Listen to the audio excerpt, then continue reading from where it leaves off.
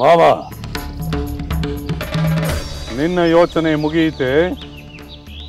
ಏನು ನಿನ್ನ ನಿರ್ಧಾರ?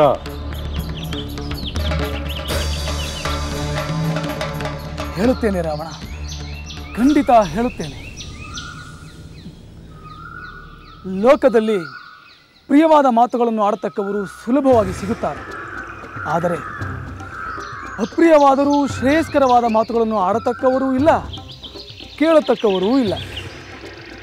ಅಂದರೆ ಏನು ನಿನ್ನ ಮಾತಿನ ಅರ್ಥ? ನೀನು ನನಗೆ ಅಪ್ರಿಯವಾದುದನ್ನೇ ಹೇಳುತ್ತೀಯೋ? ಅಪ್ರಿಯವಾದರೂ ಹಿತಕರವಾದ ಮಾತನ್ನೇ ಹೇಳಬೇಕೆಂದಿದ್ದೇನೆ ರಾವಣ. ಚಪಲ ಚಿತ್ತನಾದ ನಿನಗೆ ರಾಮನ ನಿಜವಾದ ಶಕ್ತಿಯ ಅರಿವಿಲ್ಲ. ಏನು ಹಾಗಂದರೆ?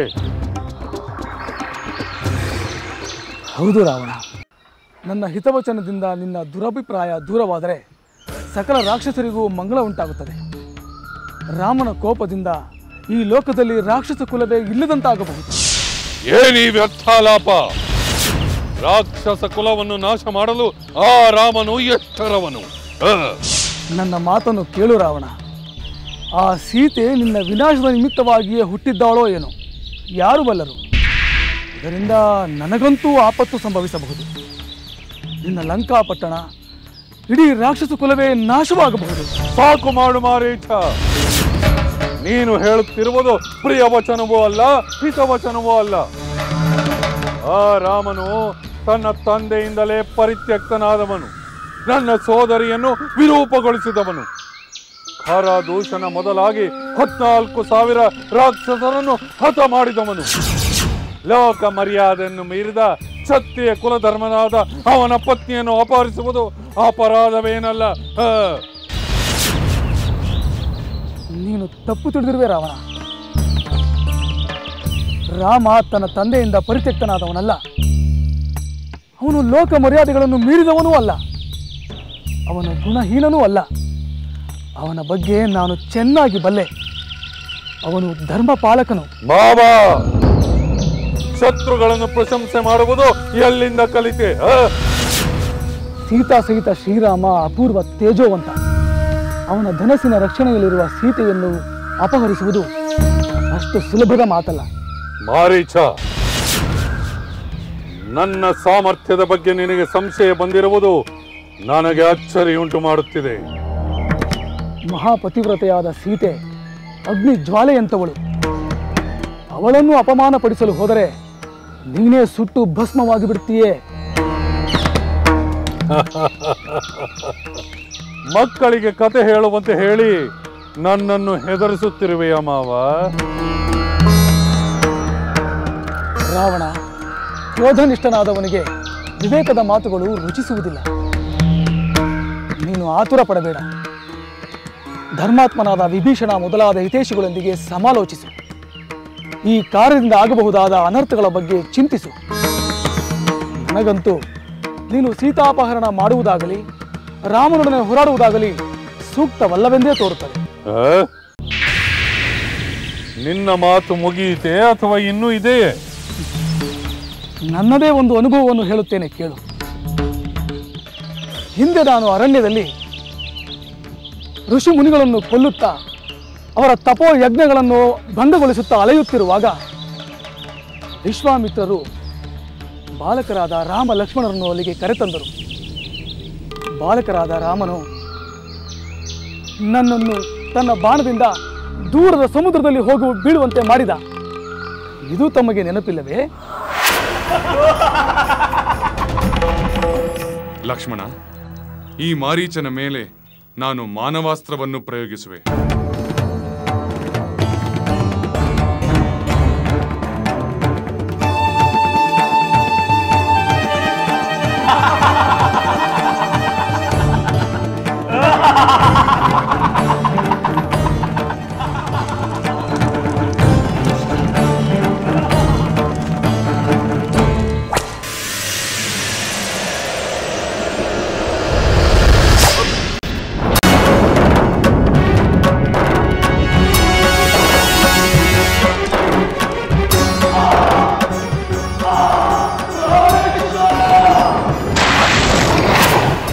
ಬಾಲರಾಮನೇ ಅಷ್ಟು ಪರಾಕ್ರಮಿಯಾಗಿದ್ದನೆಂದರೆ ಈಗ ಪ್ರೌಢರಾಮ ಇನ್ನೆಷ್ಟು ಪರಾಕ್ರಮಿಯಾಗಿರಬಲ್ಲ. ಇತ್ತೀಚೆಗೆ ಅದರ ಅನುಭವವೂ ನಮಗಾಯಿತು. ಓಹೋ, ಅದರ ಅನುಭವವೂ ನಿಮಗಾಯಿತೆ? ಹೇಳಿ ಹೇಳಿ, ಕೇಳೋಣ. ತಾಪಸ ವೇಷದಲ್ಲಿದ್ದ ಅವರನ್ನು ಕಂಡು ಹಳೆಯ ದ್ವೇಷದಲ್ಲಿ ಕಾಡು ಮೃಗದ ವೇಷ ತಾಳಿ ಅವರತ್ತ ನುಗ್ಗಿದೆ. ವಾಯುವೇಗದಲ್ಲಿ ರಾಮ ಬಾಣವನ್ನು ಪ್ರಯೋಗಿಸಿದ.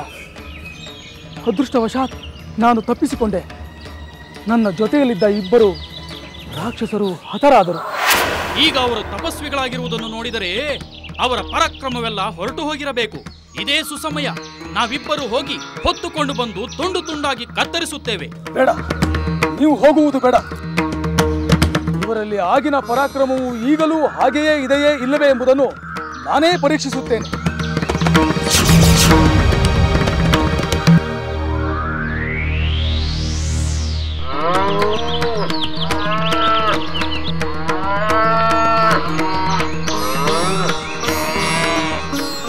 ಸ್ವಾಮಿ, ಅದು ನೋಡಿ, ಆ ಕಾಡು ಕೋಣ ನಮ್ಮ ಕಡೆಗೆ ನುಗ್ಗಿ ಬರುತ್ತಿದೆ.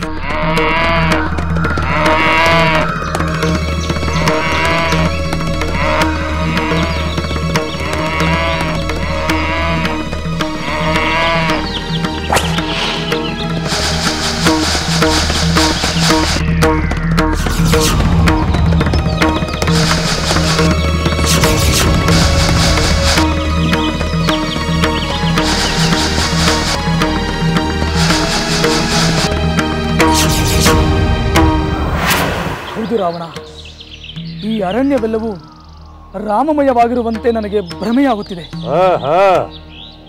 ನಿನಗೆ ಭ್ರಮೆಯಾಗಿರುವುದು ನಿಜ ಮಾವ. ಆದರೆ ನಿನ್ನ ಮಾತುಗಳನ್ನು ಕೇಳುವಷ್ಟು ತಾಳ್ಮೆ ನನಗಿಲ್ಲ. ಆ ಹುಲು ಮಾನವ ರಾಮನ ಪತ್ನಿ ಸೀತೆಯನ್ನು ಅಪಹರಿಸುವುದರಿಂದ ನಿನ್ನ ಯಾವ ಮಾತುಗಳು ನನ್ನನ್ನು ವಿಮುಖಗೊಳಿಸಲಾರದು. ನೀನು ನನಗೆ ಸಹಾಯ ಮಾಡಲೇಬೇಕು. ದಂಡಕಾರಣ್ಯಕ್ಕೆ ನೀನು ನನ್ನೊಡನೆ ಬರಲೇಬೇಕು. ನೀನು ನನ್ನ ಆಶ್ರಿತ. ನನಗೆ ಸಹಾಯ ಮಾಡುವುದು ನಿನ್ನ ಕರ್ತವ್ಯ. ನೆನಪಿರಲಿ, ಇನ್ನು ನಾನು ನಿನ್ನ ಯಾವುದೇ ಮಾತುಗಳನ್ನು ಕೇಳಲಿಚ್ಛಿಸುವುದಿಲ್ಲ. ವಿನಾಶ ಕಾಲದಲ್ಲಿ ಬುದ್ಧಿಗೆ ಮಂಕು ಕವಿಯುತ್ತದೆ. ಇರಲಿ, ವಿಧಿಯ ಸಂಕಲ್ಪ ರಾಮನ ಬಾಣದಿಂದಲೇ ನನಗೆ ಮುಕ್ತಿ ಎಂದಾದರೆ ನಾನು ತಾನೇ ಏನು ಮಾಡಬಲ್ಲೆ? ನಡೆ, ನಾನು ನಿನ್ನೊಡನೆ ಬರುವೆನು. ರಾಕ್ಷಸ ಮಾರೀಚ ರಾವಣನಿಗೆ ಸಹಾಯ ಮಾಡಿದನಲ್ಲವೇ? ಹೌದು. ಇಷ್ಟವಿಲ್ಲದಿದ್ದರೂ ಮಾರೀಚ ರಾವಣನ ಒತ್ತಾಯದಿಂದ ಸಹಾಯ ಮಾಡಬೇಕಾಯಿತು. ಮಾರೀಚನ ಬುದ್ಧಿವಾದವನ್ನು ಅವನು ಕೇಳಲಿಲ್ಲ. ದುಷ್ಟ ರಾವಣ ಆ ಮಾರೀಚನ ಸಹಾಯದಿಂದಲೇ ಸೀತೆಯನ್ನು ಅಪಹರಿಸಲು ಮುಂದಾದ.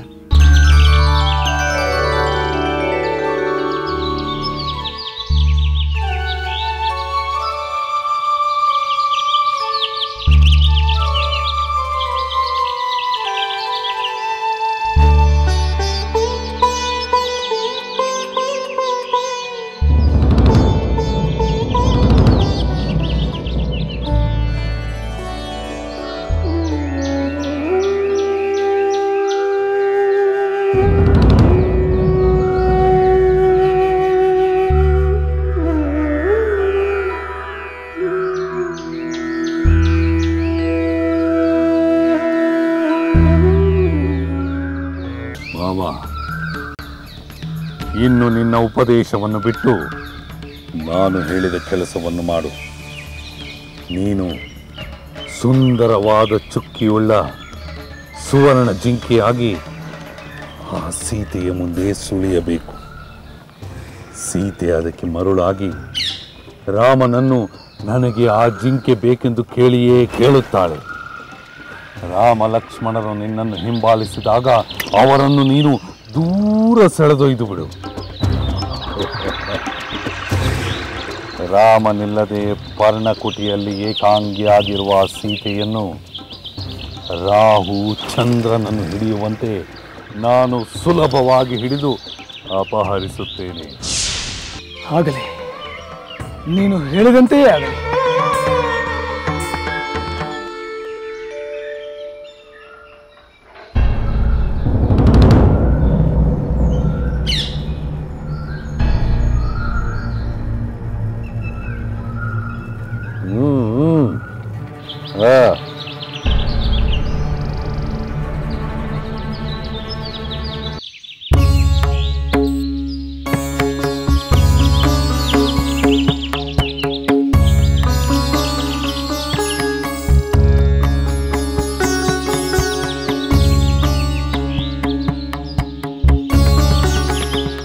ಆಹಾ, ಸುವರ್ಣ ವರ್ಣದ ಜಿಂಕೆ ಎಷ್ಟು ಸುಂದರವಾಗಿದೆ. ಇಂಥ ಮನೋಹರವಾದ ಜಿಂಕೆಯನ್ನು ನಾನು ನೋಡೇ ಇರಲಿಲ್ಲ. ಈ ಅಪರೂಪದ ಜಿಂಕೆ ಇಲ್ಲಿಗೆ ಹೇಗೆ ಬಂತು? ಇಂಥ ಒಂದು ಜಿಂಕೆ ನಮ್ಮ ಕುಟೀರದಲ್ಲಿದ್ದರೆ ಎಷ್ಟು ಚೆನ್ನಾಗಿರುತ್ತದೆ. ಅದು ಕೈಗೆ ಸಿಕ್ಕಿರಿದರೆ ಅಯೋಧ್ಯೆಗೂ ತೆಗೆದುಕೊಂಡು ಹೋಗಬಹುದು.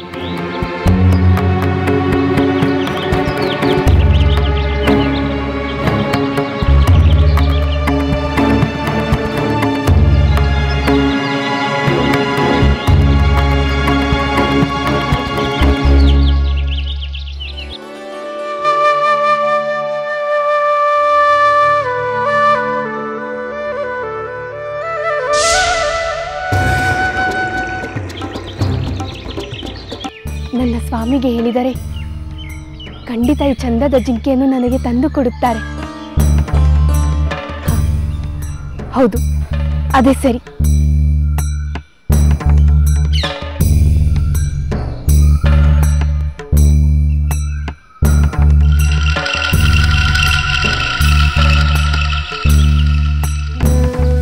ಸ್ವಾಮಿ, ಸ್ವಾಮಿ, ಸ್ವಾಮಿ,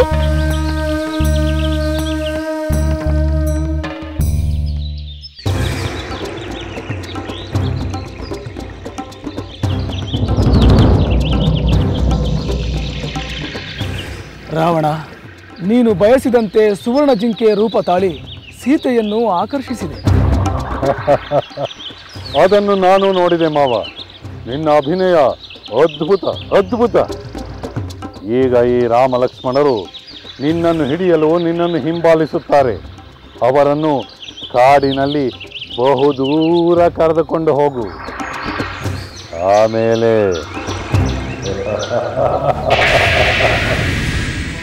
ಆಗಲಿ ಲಂಕೇಶ್ವರ, ನೀನು ಹೇಳಿದಂತೆಯೇ ಮಾಡುತ್ತೇನೆ.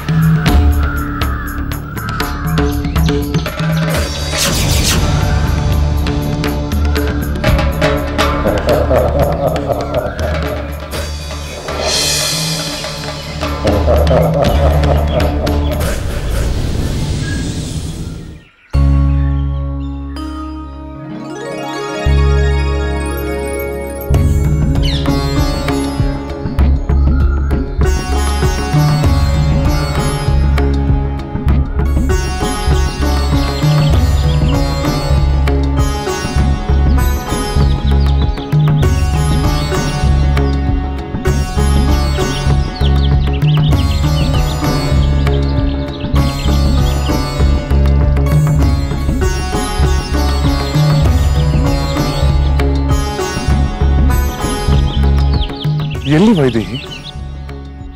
ನೀನು ನೋಡಿದ ಅಪರೂಪದ ಜಿಂಕೆ ಎಲ್ಲಿಯೂ ಕಾಣುತ್ತಿಲ್ಲವಲ್ಲ? ಸ್ವಾಮಿ, ಆ ಚಿನ್ನದ ಬಣ್ಣದ ಜಿಂಕೆ ಇಲ್ಲೇ ಹತ್ತಿರದಲ್ಲಿ ಸುಳಿದಾಡುತ್ತಿತ್ತು.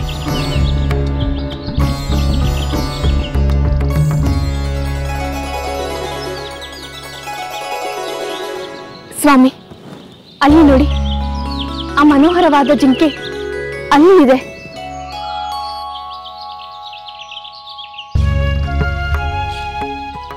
ಹೌದು ದೇವಿ,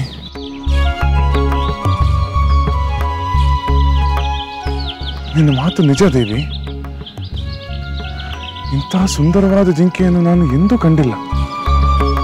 ಎಂತಹ ಬಣ್ಣ, ಎಂತಹ ಹೊಳಪು, ಎಂತಹ ಚಂಚಲವಾದ ಕಣ್ಣುಗಳು.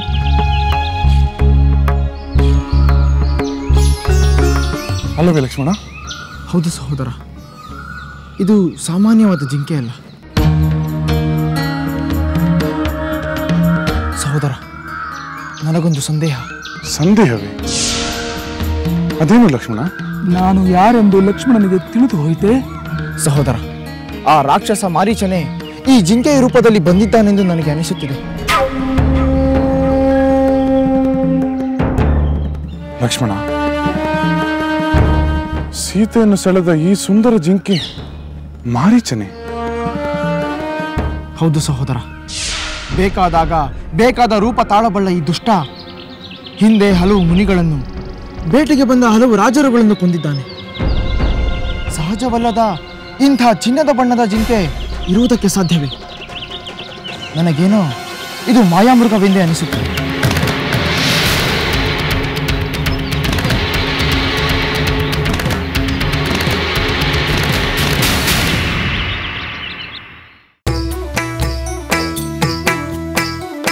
ಲಂಕೆಯಲ್ಲಿನ ದುರುಳ ದರ್ಪವು ಸೀತೆ ಸಹನೆಗೆ ಸೋತಿತು.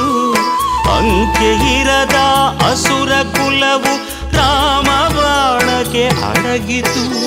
ದೂರವಿರಲಿ ಸನಿಹವಿರಲಿ ರಾಮ ಹೃದಯ ನಿವಾಸಿನಿ.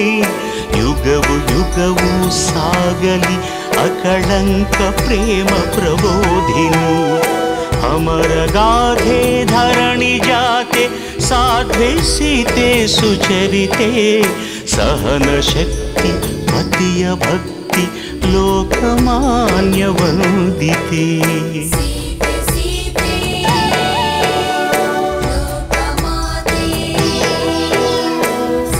ರಾಮ ಹೃದಯ ನಿವಾಸಿನಿ ಅಕಳಂಕ ಪ್ರೇಮ ಪ್ರಬೋಧಿನಿ. ಸೀತೆ